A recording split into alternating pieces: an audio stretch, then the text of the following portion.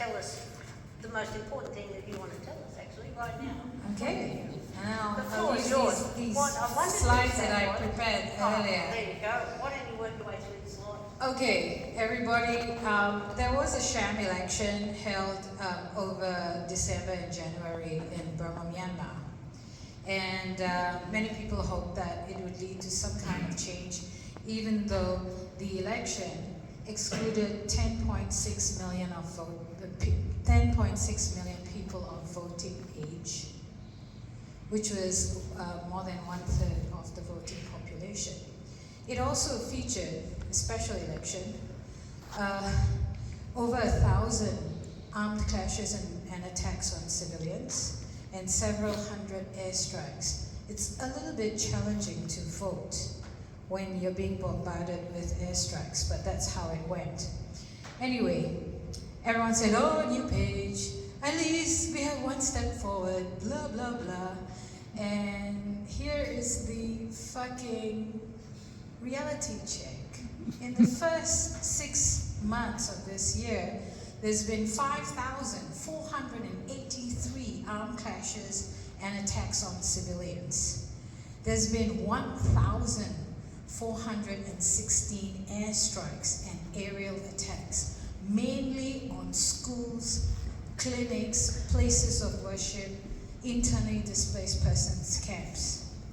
And in the first half of this year, 1,625 civilians, most of them women and children, were killed. I want to draw your attention to March. In the month of March, when this sham election was convened, it was the deadliest month for civilians and non-combatants in recent history.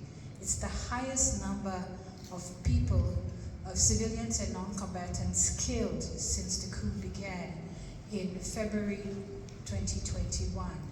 And here we see a heat map. The armed clashes and attacks on civilians for the first half of this year saw 30.4 conflict incidents every single day in Burma, Myanmar, and more than 9 people killed every single day. And there were nearly 8 airstrikes per day. And what was particularly horrifying is that the military has upgraded its tactics. They are now assigning 4 to 6, usually 5 aircraft to go and bombard a place. So in an airstrike, which was double the amount of aircraft used in individual airstrikes in the past. So we are at a situation where ASEAN, the Association of Southeast Asian Nations, is divided. They want to say, oh well, it's not as good as it was, but as we hoped it'd be, but at least let's just try and go back to business as usual. And yet, there is a situation on the ground where local people in almost half of the territory have started establishing their own local administrations and local governments. Now, I want to say that firstly, I forgot my manners as usual. Thank you to AFIDA, Union Aid Abroad, and Unions New South Wales for having us here. But this, and also acknowledging that I became consciously an activist in Sydney as a student activist, and worked with Aboriginal students and Asian students jointly against racism on campus. So this is something it's always special to be here, but I forgot my manners because there's a great sense of urgency. ASEAN, the Association of Southeast Asian Nations, is divided. Some of them want to go back to business as usual and they don't really care what happens on the ground. There are Western governments that say it's up to ASEAN. Australia has been somewhat meek and mild-mannered when it comes to this and not really asserting its influence in this regard. And there's been essentially a power vacuum when it comes to human rights and international governments. And it is really important for ASEAN to hear from Australia and for Australia to step up.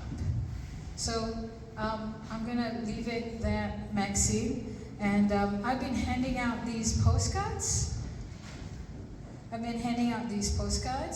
About the Inclusive Federal Economic Policy Project.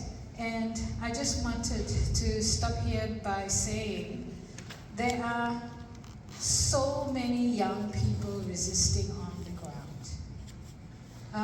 When we were working with groups on the ground on encouraging them to draft their economic policies for the future, one of the things that happened was I was talking to my colleague.